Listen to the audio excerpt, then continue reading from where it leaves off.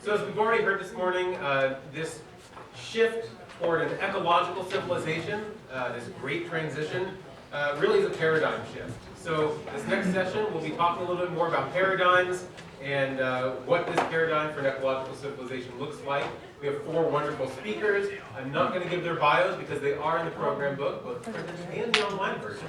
But what we'll do is we'll have each one come up, give their presentation, and then we'll have a panel conversation and open it up to the audience as well. So our first wonderful speaker, David Court.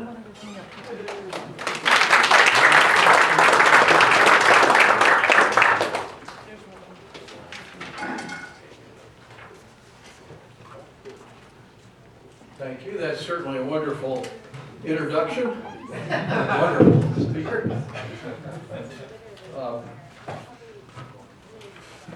You should probably know by way of background that my immersion into this subject came from my involvement in the work of economic development.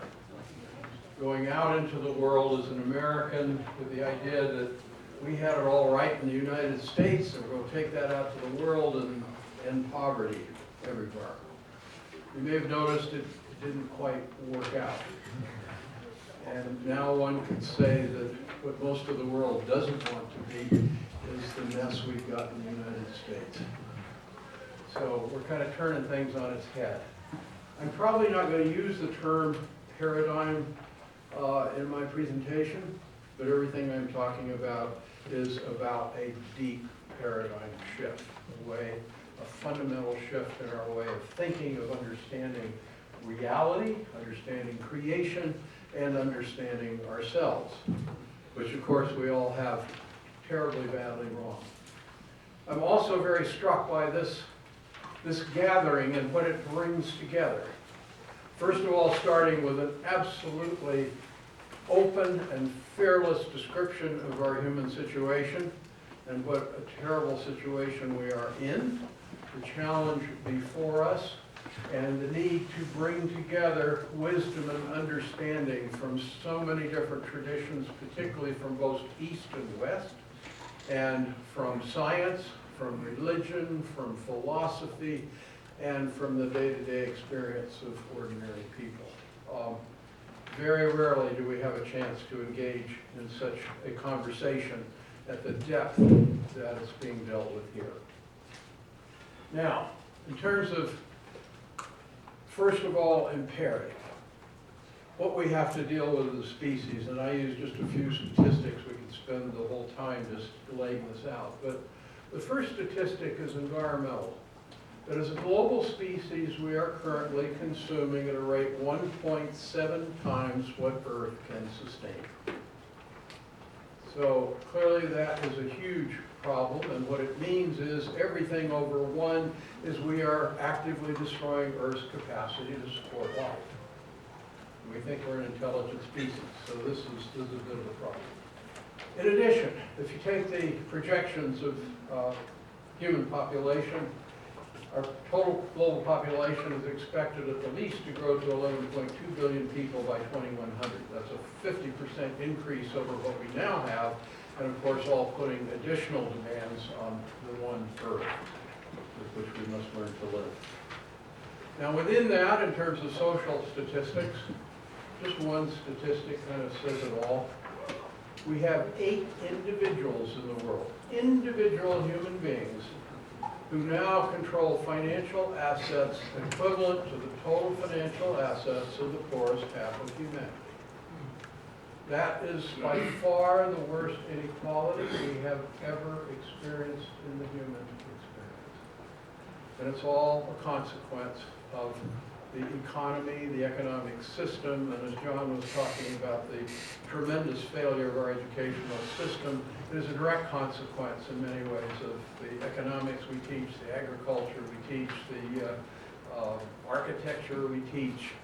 You can say just about everything we teach in our most prestigious institutions of higher learning.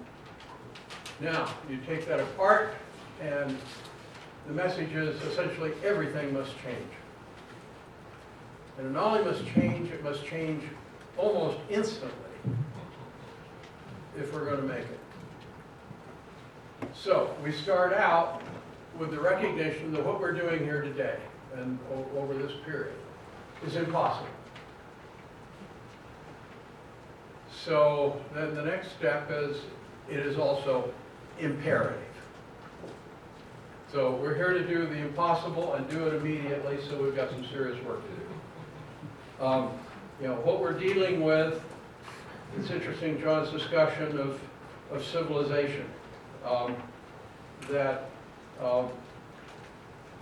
You know, I think of it in terms of actually a 5,000 year imperial civilization. That for the last 5,000 years, we humans have been organizing around dominator hierarchies, around exploitation of one another and exploitation of Earth.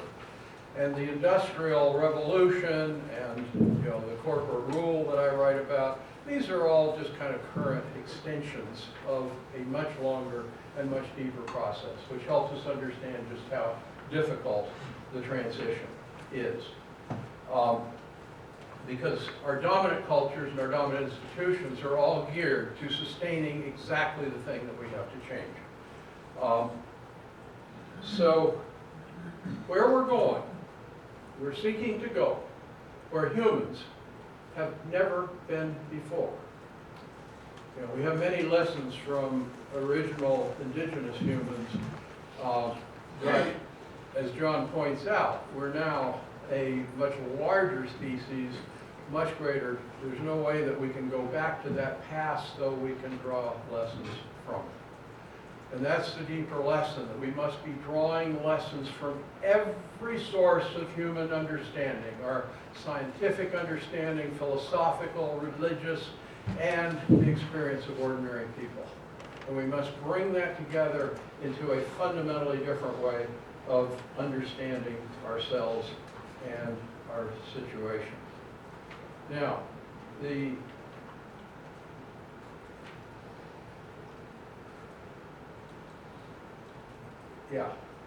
so going where humans have never gone before, all within the frame of learning to think and act as a global species, united beyond war and competition. And we don't talk much about war in these circles, but part of getting to that future, we've absolutely got to put behind us war and the whole incredible investment of wasted resources that we put into preparing for war. And, you know, coming from South Korea and us coming from the United States, and conversations between leaders of North Korea and our somewhat incapacitated leader is truly scary. But the issues go much deeper than that. Now, we are also in the midst of what some are calling a new enlightenment or a second enlightenment. This relates kind of particularly to Western understanding, Western science has come to dominate us, but moving to a much deeper understanding of the nature of reality. Much of my understanding of this actually comes from a woman named Mei Wan Ho, Dr. Mei Wan Ho, who's of Chinese ancestry and a microbiologist. She's the one, when I was looking for a positive framework for how do we think about an alternative economy, and I had this underlying feeling it must relate to life and our understanding of how life organizes. And I just happened to meet this very slight lady at a conference in Spain. And she said, I know your work, and she said, I've got some ideas about the economy. And what she explained to me, she says, I'm a new biologist. What's a new biologist? Well, a conventional biologist takes a living cell, grinds it up, studies its chemical composition, and thinks they learned something about life. I study living cells and how they manage and exchange energy, water, nutrients, and information, all to create and maintain the organism that creates and maintains the conditions essential to the life of all the members of that organism. That becomes a frame for how we begin to think about Earth.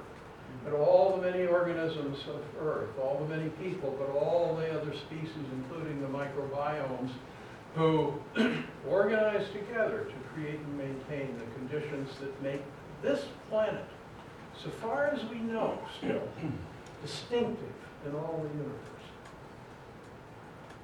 Now this is within the lifetimes of many of us in this room that, it wasn't so long ago that we thought there was only one galaxy in the universe, and then two. Now we talk about 2 trillion. So how many planets is that? And yet we still have yet to discover a single planet that we have reason to believe actually has the same conditions on its surface in terms of the water, the atmosphere, the fertile climates, and so forth that this planet has. That makes this planet special. These species that we know not from where they came, but they self-organize again to create these conditions on this planet. And then we've got humans. Wow. Such an amazing species. We haven't been around very long. And I assume Brian Swim in his presentation will be reviewing some of this history of the unfolding of creation and this phenomenal story of where we came from and what makes us special. And it's very interesting, we humans have such a deep need for a sense of meaning, purpose, understanding. Why are we here? What are we here for? Well, one of the things I take from the story, as Brian lays it out, is that all of creation is on a journey of self-discovery toward ever greater complexity, beauty, awareness, and possibility. That trajectory reveals the purpose of what it's all about. We've still got a lot to understand, but that's a pretty good start. And within that, we know that there is no other species on this planet that has a comparable ability for self-awareness and for self-aware, intelligent agency. That we are, in fact, a community, or a species, with the capacity to choose our future. And in the process, we are choosing the future for the most extraordinary planet that may exist in all of creation. Talk about a responsibility. Now, it's been very striking to me the number of conversations I get in with other folks like ourselves that are really concerned about the human future and what we're doing to Earth. And the common thread is this: we may have doomed ourselves, but Earth will recover. And that's what's important. Wow, that's pretty interesting. Very interesting. We care more for Earth than we care for ourselves. Wow. That may be the key to the salvation of both Earth and ourselves. Because we have absolutely no guarantee that Earth will recover after we have finished with her, which could well include a nuclear war, which we're all much too familiar with. But it could also, and will surely involve the damage that we're doing to Earth's capacity to create and sustain life as we know it, the kinds of advanced life forms we know.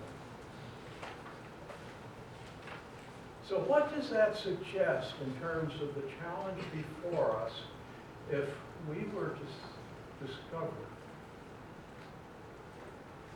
our capacity to actually help the Earth that we have been destroying recover, to become facilitators of the healing of Earth? Now, this has huge, huge implications that we have to move through for our economy. Now, one way I think about the framing of that economy is get things so terribly wrong. Because for one thing, we measure our economic and our societal performance with gross national product, which is really a measure of the speed at which we are using money to exchange for goods and services. Now, we call it wealth creation, but it has nothing to do whatever with wealth creation. It has to do with money creation and with creating financial assets, which, if you understand them, they are nothing but numbers on a computer hard drive that give us power to subvert democracy and to create rules that facilitate our process of destroying life to create more numbers on computer hard drives. So if you want to find the worst discipline in our educational system, it would be economics. Yeah.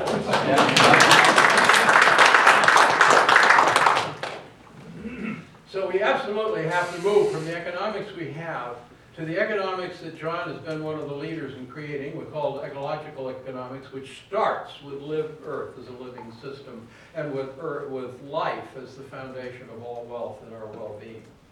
But it also means that we have to, as a global species, organize not around global corporations, which are nothing but legally protected pools of financial assets, but we have to structure our institutions to rule ourselves around living communities, each of which, in our place on Earth, organizes as Earth organizes to be essentially self-reliant in working with our natural processes to meet our needs. This means that we need to be thinking about the outcome of our economy in terms of material sufficiency and spiritual abundance for everyone. So how do we organize to do that? And that is one of our key challenges for this conference. You don't have the answer to that? Oh, I do. But it takes more than one thing. Yeah. Cool. Actually, let me just throw in one piece on that. It is foundational to my work. That we essentially have to get rid of the corporation as we know it, particularly the transnational or global corporation. Here. Calling it multinational is BS, bullshit.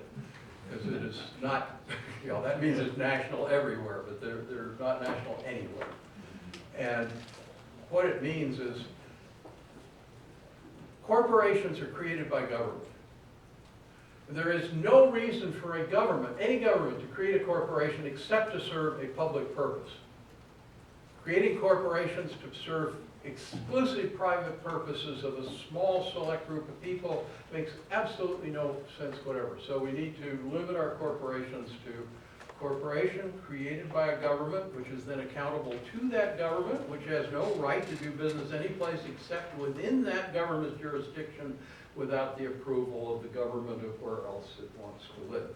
All of that assuming that we also move toward real democracy that is truly accountable to living people who have a sense of their place and their relationship to life.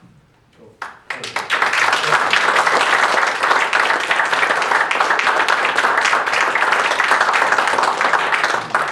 Thank you, David. Of course, David is famous worldwide for his views on corporations, economics, and this shift toward ecological civilization. So when corporations rule the world, change the story, change the future, among some of his incredibly well-known books.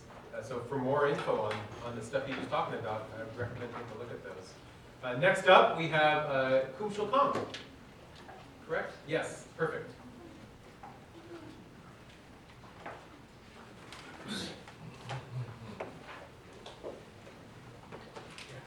Oh,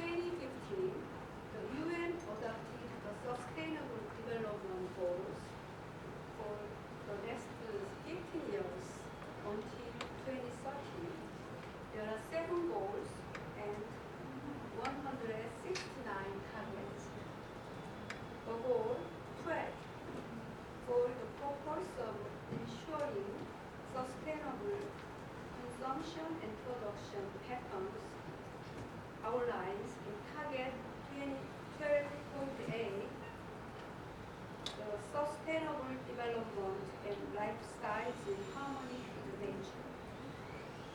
Since then, the UN has initiated interactive dialogues on harmony with nature, addressing Earth's jurisprudence every year on Mother Earth Day. Let's look at this diagram. It shows the two different models of relationship between nature, people, and economy. The UN Sustainable Development Goals are closer to the diagram on the left, whereas Earth's jurisprudence is the basis for the rights of nature model on the right. But with Earth's jurisprudence coming into the picture, the UN Sustainable Development Goals points to a possible future in which the paradigm can shift. In the new paradigm, Earth is the primary and humans exist in a mutually enhancing relationship with it. The experts who participated in UN Virtual Dialogue in 2016 suggested Earth's jurisprudence as a holistic system of governance to replace current anthropocentric worldview. In the Virtual Dialogue 2017, it is recommended that Earth's jurisprudence principles should be applied in the implementation of all the 17 Sustainable Development Goals, given the fundamental interconnections between humanity and nature. Now, I would like to go through the history of Earth's jurisprudence.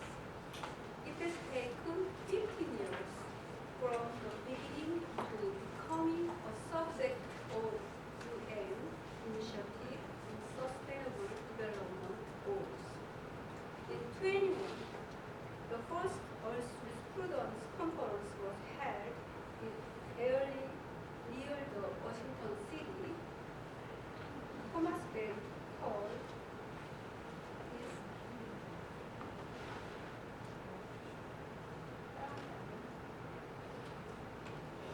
the father of Earth Jurisprudence. Thomas Bell and the Gaia Foundation in the UK based held that conference. Thomas Berry believed there was a need for a new jurisprudence for realizing ecological civilization. At that conference, he announced the 10 principles on jurisprudence. It starts with the sentence: rights originate where existence originates, that which determines existence determines rights. There are three core concepts in the 10 principles. Every being has the right to be, the right to habitat, the right to fulfill its role in the ever-renewing process of the Earth community. These 10 principles are based on the universe that is self-referent and the source of all beings. He pointed to three basic tendencies of the universe in the universe story, co-authored with Dr. Brian Sheen in 1992. They are differentiation, self-organization, and communion.